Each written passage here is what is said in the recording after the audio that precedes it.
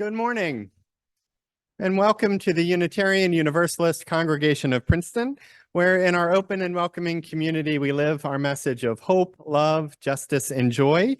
We extend a special welcome to our visitors this morning. We're really happy that you've joined us, and we'd love to get to know more about you after the service. If you haven't already stopped by the newcomer table, please do so after worship so that we can get you any information that you'd like about our congregation.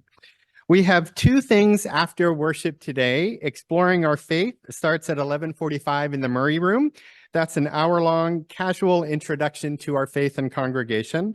And also our Zen meditation practice and discussion group is also meeting in Foz Theater at 11:45. All are welcome to join either of those. And later this week, you are cordially invited to join the Women's Alliance. That's on Thursday for a lunch and a presentation by longtime congregant Beth Nichols, who will describe the activities of the Washington Crossing Audubon Society.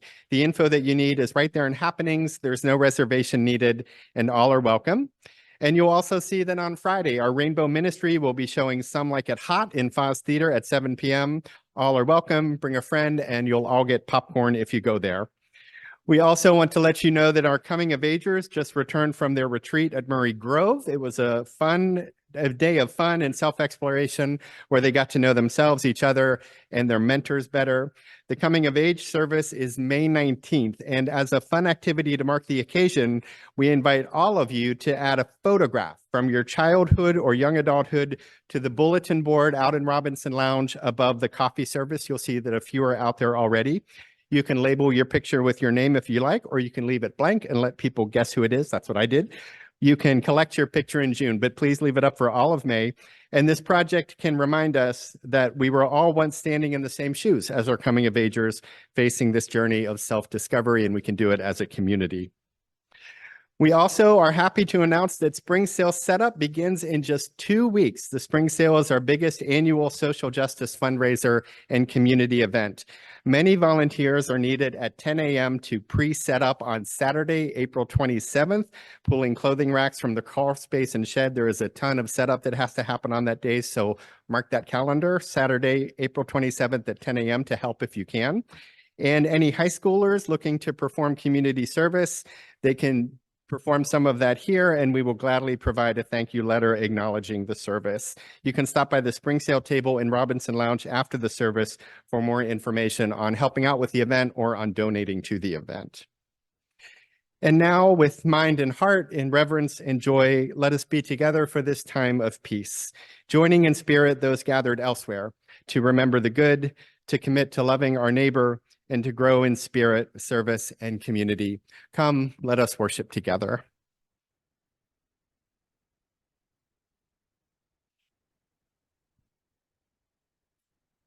One is wise to cultivate the tree that bears fruit in our soul. Henry David Thoreau.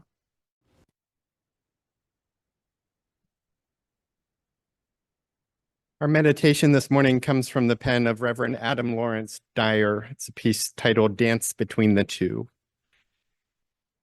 From the darkness there is light, after day there is night. So the sun chases the moon, and so we live, and so we die. But if we carry heavy hearts, let the spirits of our departed lift us up and help us fly. Mix our tears with their laughter, blend our joy with their memory. Let the living dance with the dead so that we all may rest in peace with the beauty and wholeness of our lives. For just as the sun chases the moon, it is the dance between the two that brings the golden break of dawn and exquisite purple twilight. And here in the silence of this sacred space, we offer these, the prayers and meditations of our hearts.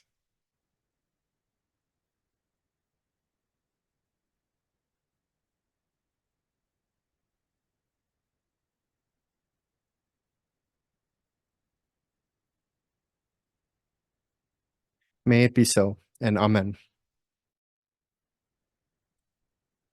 Next week, Jews the world over will gather with extended family members around food-laden tables Dip bitter herbs into salted water.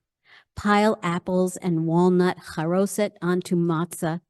Eat and sing and pray in an ordered ritual, which is the Passover Seder. The holiday commemorates the biblical exodus of the Jews from Egyptian slavery.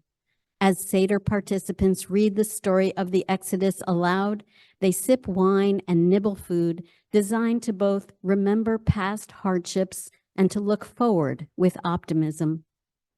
When my daughter Maya was a young child, we spent Passover Seders at the home of my dad's cousin, Menachem. Every year on the occasion, Menachem and Helene's small dining room stretched its 4 walls to let 10 or 12 or 14 of us squeeze ourselves in. Maya's dad and I always sat on the far side, Maya sandwiched between us. The rituals became familiar to our young daughter, and though long and tedious, she quietly sat through the Seder hours with eager anticipation. She knew that at the end of the evening, she would be the special one, permitted to hunt down the hidden afikomen and receive a box of chocolate-covered matzah as a prize. One year, the seat of the eldest member of the clan was empty. Helene's dad had passed away. At the beginning of the Seder, his passing was mentioned and mourned. A couple of years later, when Maya was 8 years old, 2 other loved ones were suddenly missing. At the beginning of that Seder, Uncle Ed's passing was mentioned and mourned. The other missing member was Maya's dad, my husband. He had attended every Passover Seder since Maya was a toddler. He wasn't dead, but we had lost him. He was living with another woman, and we were heading toward divorce. I hesitated about going to the Seder that year, but in the end, I chose to take Maya and go.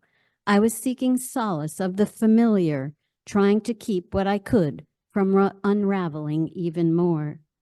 Though my divorce felt like a death to me, my husband's name and his absence were never mentioned. As the Seder got underway, the familiar sounds grew distant in my ears. My grief was ignored. Divorce is not simply the splitting up of 2 people. It severs the roots from the tree and the trunk from the branches. It leaves the parties blowing in the wind, untethered. This freedom may be experienced as relief or opportunity by some, but for me, the loss made a mockery of a belief that had previously held me upright. My intact family was the air that I had breathed. Its demise was a death that shocked and shook me. Even so, no one has ever said, "I'm sorry for your loss." All 8 of my great-grandparents uprooted themselves and fled Eastern Europe in the early 20th century. They left their homes and their homelands, and like those in the story of Exodus, they carried little but their own children in their arms and on their backs. Despite the migration, the poverty and perils that characterized my ancestors' lives, one thing remained constant.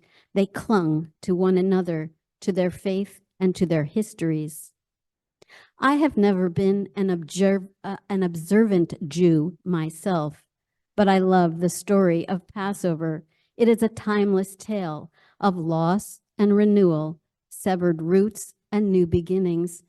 I have now been married and divorced twice, not a fact about which I am proud. It is not what I would have chosen if life were just a menu of items from which we can choose.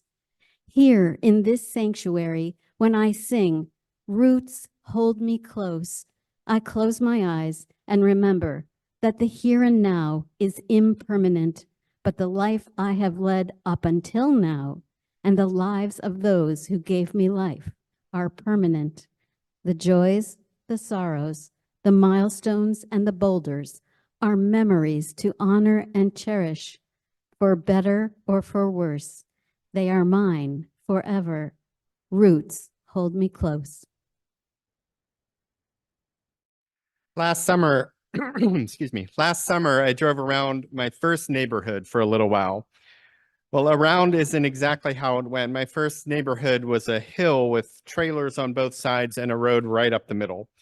It's a steep hill in a small town south and just west of Pittsburgh, where my family lived when I was born through the start of fourth grade. And when occasion calls me back to or even through that general area, as it did for our faith's General Assembly last summer, I usually claim some time to drive around a bit, seeing the neighborhood and my first grade school, seeing what remains of what I remember, and seeing what has been built up or torn down and rebuilt. I've noticed that there's never more open space when I visit. New things are built where the woods and fields used to be, fewer farms, fewer fields of cows and horses that I can see. And increasingly, even the old things that I hazily remember have been torn down for bigger, shinier things to take their place. There's a horse racing track nearby now. It's been there for a while, and a casino or two, and an outlet mall with a couple of chain motels. Can't argue with the jobs, but the woods were really nice too. And my first neighborhood is still there, mostly untouched. Driving up and down the hill, memories always flood in. I remember being young and walking down to the school bus stop at the bottom of the hill in the frozen Pennsylvania winters. I'm tempted to tell the familiar uphills both ways joke, but growing up on that steep hill meant that we really knew when we were going down and when we were going up. There was no confusing the two. Deep snow and thick ice on a hill so steep that sometimes cars couldn't drive up it without sliding back down. The evening images of adults walking up that steep hill, bundled up, lunch boxes and groceries in hand, knowing that they'll have to slip and slide back down it in the morning to get back to their cars parked at the bottom and go to work. It seemed like there were months of frozen, snow-covered ground. And when I wonder if my memory is exaggerating this weather, my family tells me, no, it really was colder and snowier and icier back then. Memories of the families on that hill, of their yards and living rooms, of the smells of their homes and kitchens. One always smelled like bread, another always like mothballs. Several had yards full of dogs. You learned quickly which ones were nice and which ones weren't. Many homes had vehicles perpetually on ramps in the driveways, always being worked on or someone planning to do so. Bikes strewn about the yards. No one could steal one because everyone would see you riding it. And that was the sort of neighborhood where your actions would quickly be corrected by parents who were not even yours. You would be chastised on the way home, only to be chastised anew once you got there by parents who had already been informed on the phone of where you went wrong in life. There were always many eyes on the kids in that trailer park. That made us safer, and it also meant that we really couldn't get away with very much. And on that day last summer that I slowly drove up that steep hill, I saw many of the same sights: dogs, cars, families out and about. Many eyes stared at me from front yards and through curtains at this now and for a long time stranger driving up that hill, for everyone knows everyone there, and I haven't lived there in a very long time. The space that our double wide occupied is now taken by someone else's home. The family that we were closest to isn't there anymore. The parents passed away, the kids moved away. We have no living ties to the few other families who may or may not still be on the hill, although I do recognize some names and vaguely some homes. And it's not the sort of place where strangers go up and knock on doors, though I have a sense of connection to that place, though my roots remain there, I too, like many, grew up elsewhere, and so I am a stranger. I was moved to Virginia, where I spent most of my life, and moved with my wife on our own volition to Chicago, and to St. Paul, and back to Chicago, and to Memphis, where our family grew by one, to Detroit, and then here to Jersey, where our family grew by two, and there'll be no more growing of the family. Joy Marie Clarkson, a writer in the areas of theology, the arts, and culture, calls this condition portability, and considers it a necessity given the moves made for her early in her life. Her family moved around a lot, much more than mine, and created within her a sense that another move was always likely. As a result, she kept a few important possessions close to her that could easily be loaded into a cardboard box and then came to consider most of the rest of her things disposable. This would continue into her college and graduate years, when she would move almost yearly. The patterns of her childhood were those she chose into her adulthood, and she found herself continuing to live a very portable life. She also found herself one day, while facing another move, noticing a garden with trees and roses and plants of all sorts. She considered the impassive stability of those trees, how they would, quote, go on sprouting, blossoming, changing colors with the seasons, not caring whether she stayed or left, lived or died. She concluded, oh, to be so stubborn in one's being and one's needs, so sure of one's literal place in the world. Compared to the trees, she considered herself a potted plant, always ready to move or be moved. Whether of necessity or choice, whether it be her choice or someone else's, her roots would never stretch free and unburdened deep into the earth. They would never mingle. They would never touch another set of roots and nourish themselves of their own nature by nutrients sought and found in Gaia's garden. Being the potted plant, she yearned for the rootedness of the tree, the stability, the deep connections that grow slowly, the shared nourishment, the grace of there being enough right where they are for all. This yearning of an accidental nomad is understandable, this desire for a sense of rootedness, a kind of home that, in its lacking, creates lives of want and spiritual hunger. There are conditions, to be sure, to how a sense of rootedness can offer joy and stability. The roots must be secure, the nourishment plentiful, the trunk and branches safe or as safe as possible, or at least free from intentional harm, intentional persecution. Without these, a sense of rootedness is threatening, can become hopeless or even desperate. People will risk everything to uproot themselves from threatening conditions. People will root themselves anew almost anywhere should that space allow for nourishment and safety for them and their families. The great French philosopher Simone Weil wrote to this condition in World War II era Europe, a time when the entire continent and the world was uprooted by war and uncertainty and the power of evil. As refugees and political asylum seekers moved or sought to move from harm to safety again and again, she noted near the end of her short life that to be rooted is perhaps the most important and least recognized need of the human soul. In her book, The Need for Roots, written just before she died in 1943, she considers the rootlessness facing so many people in the wartime era as a spiritual crisis that would claim people's senses of purpose and identity. She knew that when a sense of rootedness was lost to war, it must be regained for peace and purpose to really be present in the human soul. And while not minimizing the importance of physical locality, she does broaden beyond the literal concept of rootedness, writing, human beings have roots by virtue of their real, active, and natural participation in the life of a community, which preserves in living shape particular treasures of the past and particular expectations for the future. She's saying that a place in a community can give someone a sense of rootedness, even if their physical sense of rootedness is gone or has been destroyed or has been taken away from them. In its place can be a community with a shared past and a shared future, a community like a congregation, one that comes from a living tradition like ours, with roots sunk deep into the soil of unity and a strong trunk of freedom, and branches extending always toward a great and perfect love. One can become rooted in a community that holds a few particular treasures, but does not clutch every artifact such that there is no room for anything new. Some treasures, some rituals, some stories, all lived and told anew, can be the soil for a sense of rootedness in a context of rootlessness, and some shared expectation of what is to come, at the very least in terms of a shared sense of hope and promise to move in its direction.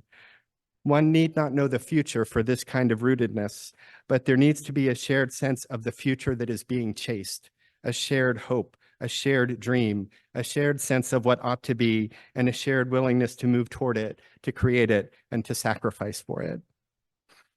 Right down the street, the Princeton University professor and writer Ruha Benjamin might call this the shared imagination. In her latest book, Imagination, a Manifesto, she philosophizes on the need for the collective imagination in addressing the world's great needs to be unbounded, radically democratic, and highly creative. Echoing Audre Lorde's pronouncement that the master's tools will never take down the master's house, Benjamin doesn't believe that current forms for building a better country or world, which she considers to be individualistic or small cliquish or often elitist in origin, can do much other than replicate patterns of inequality.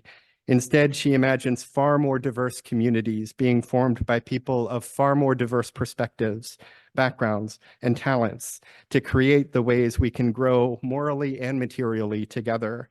And in this, those uprooted by systems of oppression will become rooted in Wheels communities of shared pasts and shared futures.